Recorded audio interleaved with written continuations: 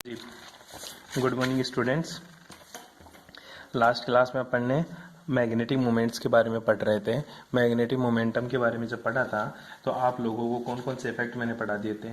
एक तो लोहा चुंबकीय जिसको तूने फेरोमैग्नेटिक बोला था, एक तूने प्रति लोहा चुंबकीय जिसको एंटी फेरोमैग्नेटिक बोला था। ठीक है, दो चीज पढ़ लिए थे और इन्हीं दोनों चीज के अंदर दो फॉर्मूले आए थे। एक तो तेरा क्यूरी ताप आया था और दूसरा क्या आया था तेरा, एक तेरा क्यूरी ताप आया था और एक तेरा नील पॉइंट आया था। ठीक है, एक तो क्यूरी पॉइंट और एक क्या आया था, नील पॉइंट। ध्यान देना बेटा, क्यूरी पॉइंट और नील पॉइंट तेरे को पता होना चाहिए। क्यूरी पॉइंट और नील पॉइंट क्या होता है, इसके परिभाषा तो पूछता ही है। साथ में तेरे को एक डायग्राम मतलब एक ग्राफ खींच के आना वहां। ठीक है, वो ग्राफ खींच के आएगा तो टेम्परेचर के बीच में और मैग्नेटिक ससेप्टिबिलिटी के बीच में ये तेरा जाई है। ठीक है, जो एक्स की तरह बनता है। क्या है तेरा जाई, इसको बोलते हैं पदार्थ के लिए जाई। ठीक है, अब ध्यान देना इन दोनों के बीच में एक मतलब ये मैग्नेटिक मोमेंटम कोई बोल सकता है कि उसका चुंबकीय आघूर्ण क्या होगा। ठीक है, चुंबकीय आचरण कोई बताता है, ये तेरा जाई पड़ा। अब ध्यान दे, इसके लिए एक ग्राफ है। जो ये रेखा है, ये रेखा बताती है किसको, पैरामैग्नेटिक को। किसको बताएगी, नॉर्मल पैरामैग्नेटिक को, पैरामैग्नेटिक को। नॉर्मल पैरामैग्नेटिक का मतलब होता है सर ये साधारण अनुचुंबकीय है। क्या है, अनुचुंबकीय। ठीक है, अनुचुंबकीय। और कल मैंने बताया था कि एक ऐसा टेम्परेचर है जिस टेम्परेचर के बाद में कोई मेरा प्रति लोह चुंबकीय पदार्थ किस में बदल जाता है।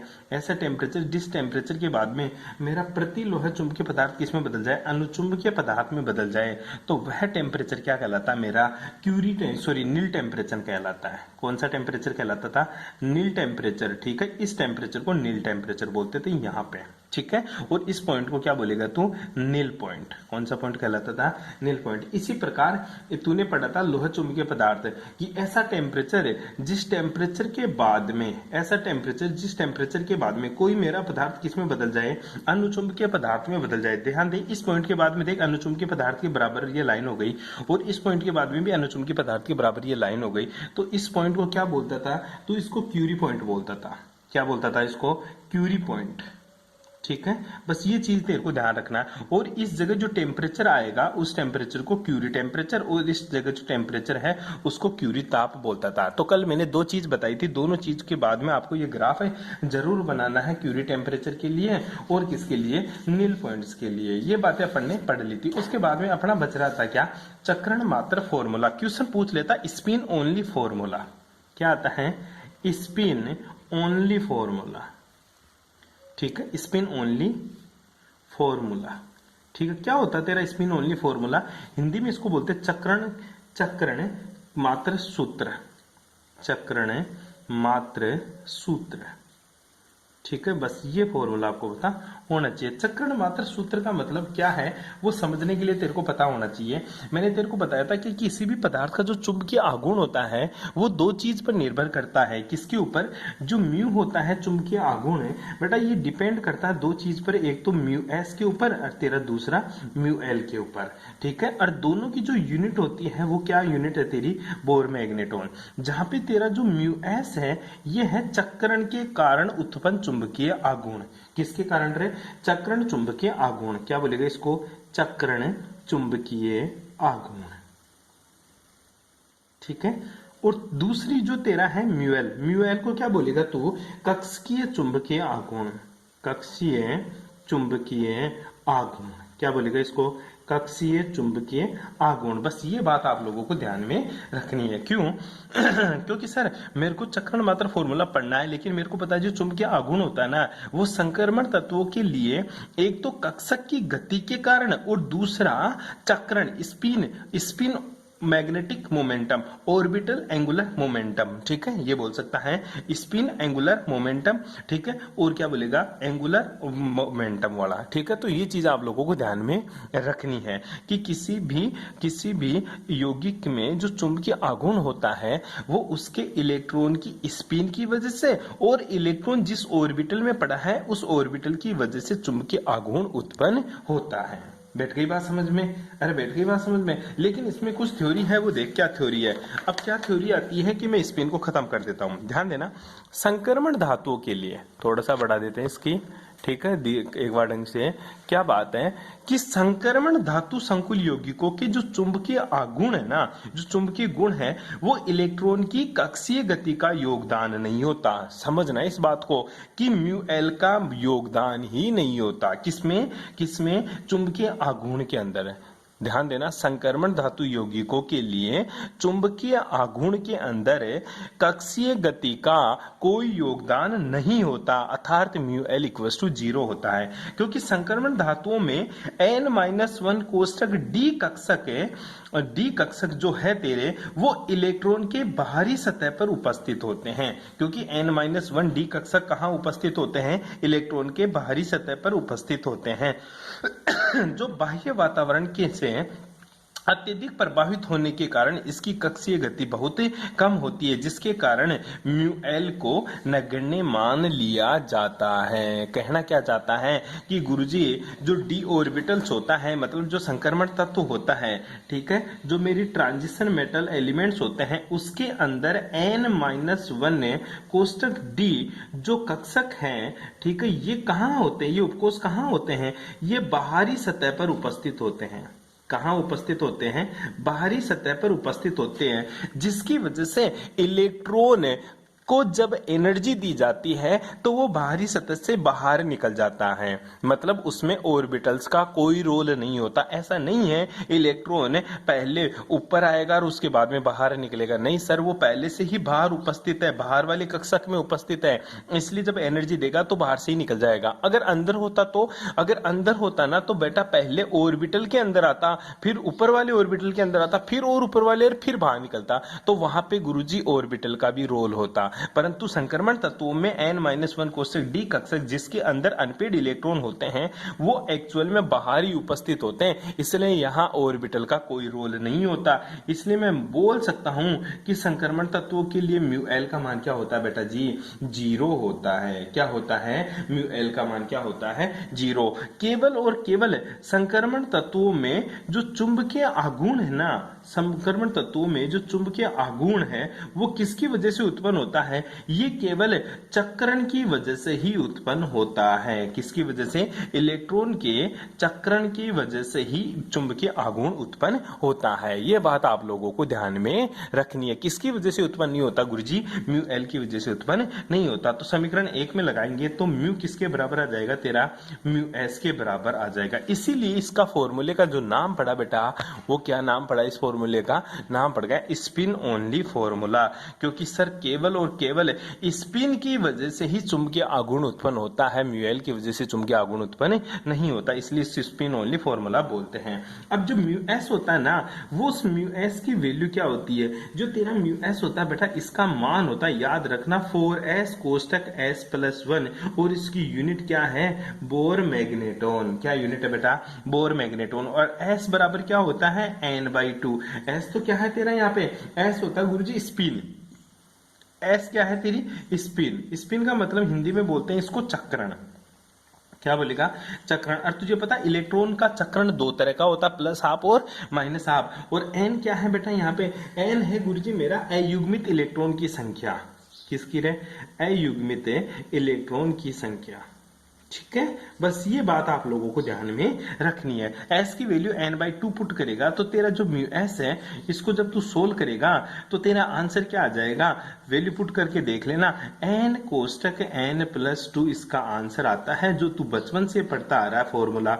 ये कहां से आया तेरा ये फॉर्मूला बेटा, देख ले, चक्रण ओनली फॉर्मूले से आता है। Mu equals to mu s plus mu n for transition metal elements, n-1 d orbitals are present since the outermost of cell, that's why mu L equals to 0. For transition metal elements, the magnetic moment only is applicable for the electrons motion, means spin of electrons. That's why mu equals to mu s. And mu s equals to under root of 4s कोष्टक s+1. That's why unit have Bohr magneton. S equals to n/2. S equals to spin, and n equals to unpaired electron of transition metal elements. Then we put s equals to n/2. Then we will get mu s equals to under root n कोष्टक n+2 bm। बैठ गई बात समझ में। ये तेरा चक्रण मात्र सूत्र था जी तेरा। ठीक है, इसकी थ्योरी तेरे को मैंने लिखा रखी है। अब इसके ऊपर बेस्ट 2-4 क्वेश्चन कर लेना, वो जरूर आएंगे। कौन कौन से क्वेश्चन आएगा, जैसे मैं तेरे को पूछ दूं कि गुरुजी जो मेरा क्रोमियम है, क्रोमियम H2O का होल 6 है और इसकी ऑक्सीडेशन स्टेट मैंने कितनी लगा दी बेटा, +3। तो chromium, science teacher Vinita Kroplani, science teacher Vinita. ठीक है, तो 3 प्लस में 3D3 4S 0, n की वैल्यू कितनी आ गई, 3 की वैल्यू पुट करना और आंसर निकालना इसके चुंबकीय आघूर्ण कितना आ जाएगा। ठीक है इस तरह से तू कैलकुलेट कर सकता है। बैठ गई बात समझ में। ये था केवल चक्रण मात्र सूत्र। क्या था तेरा, चक्रण मात्र सूत्र। आगे देख, दूसरा है तेरा संकुल यौगिकों के चुंबकीय आघूर्ण में कक्षकीय योगदान। अब बात आती है गुरुजी वहां तो कक्षक का कोई योगदान नहीं था, अगर कक्षक का योगदान हो तो क्या प्रभाव पड़ेगा। तो हेडिंग लगा ले मेरे भाई, संक्रमण या संकुल यौगिकों में चुंबकीय आघूर्ण में, संकुल यौगिकों में संकुल यौगिकों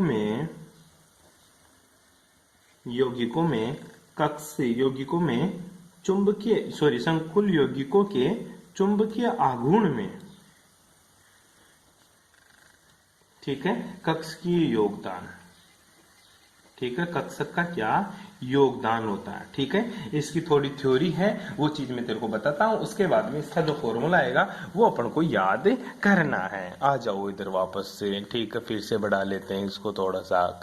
ठीक है, देख ले अब संक्रमण, संकुल, ध्यान देना, संकुल धातु, संकुल यौगिकों का चुंबकीय आघूर्ण केवल इलेक्ट्रॉन की चक्रण गति के कारण ही होता है, जो अपन ने प्रूफ कर लिया, क्योंकि इसमें अयुग्मित इलेक्ट्रॉन सतह के n-1 कोष्ठक d कक्षक में उपस्थित होने के कारण इसकी कक्षकीय गति बाह्य वातावरण अर्थात लिगेंड से अत्यधिक प्रभावित नहीं होती। अर्थात इन संकुलों में कक्षकीय गति बहुत कम होने के कारण इसमें उत्पन्न चुंबकीय आघूर्ण को नगण्य मान लिया जाता है। मतलब म्यूएल को तूने क्या माना था, नगण्य, 0 मान लिया था, कोई प्रॉब्लम नहीं है। अतः संक्रमण धातु संकुल यौगिकों के चुंबकीय आघूर्ण चक्रण मात्र सूत्र जो अभी अपन ने ड्राइव किया था उससे निकाला जाता। म्यूएस इक्वल्स टू √n कोष्ठक n+2 बोर मैग्नेटॉन। n क्या होता तेरा, अनपेड इलेक्ट्रॉन। नेक्स्ट देखिएगा, जबकि लेंथेनाइड, अब आजा बेटा, लेंथेनाइड कहाँ है, लेंथेनाइड तेरा f ब्लॉक एलिमेंट्स होता है। ध्यान देना, d ब्लॉक एलिमेंट्स का अगर चुंबकीय आघूर्ण निकालना है तेरे को तो म्यूएस इक्वल्स टू √n कोष्ठक n+2 से निकाल ले। लेकिन ध्यान देना, लेंथेनाइड मतलब गुरुजी f ब्लॉक एलिमेंट्स, और f ब्लॉक एलिमेंट्स के अंदर जो f ऑर्बिटल होता है ना बेटा, वो n-2 into F, n-2 into F, मतलब अंदर की तरफ है। लेकिन संक्रमण धातु यौगिकों में देख ले, इलेक्ट्रॉन कहां पड़ा था, n-1 कोष्ठक d, मतलब बाहर ही पड़ा था सर। तो बाहर पड़ा था तो यहाँ पे ऑर्बिटल का काम ही नहीं चल रहा था, मतलब ऑर्बिटल का कोई लेना देना नहीं था। इलेक्ट्रॉन बाहर था, बाहर से बाहर निकल जाता था। परंतु ध्यान देना बेटा, यहाँ पे इलेक्ट्रॉन n-1 कोष्ठक d इंटू एफ, मतलब 2 ऑर्बिटल अंदर की तरफ पड़े हैं इलेक्ट्रॉन। अब वो बाहर निकलेंगे ना तो 2 ऑर्बिटल को क्रॉस करके जाना पड़ेगा उसको, इसलिए यहाँ पे जो चुंबकीय आघूर्ण निकालेंगे ना उसके अंदर अपने पास ऑर्बिटल्स का भी रोल होगा, कक्षीय गति का भी बाह्य वातावरण में उसका प्रभाव पड़ेगा। कैसे प्रभाव पड़ता है, इसका चुंबकीय आघूर्ण कैसे निकालते हैं वो देख ले बेटा।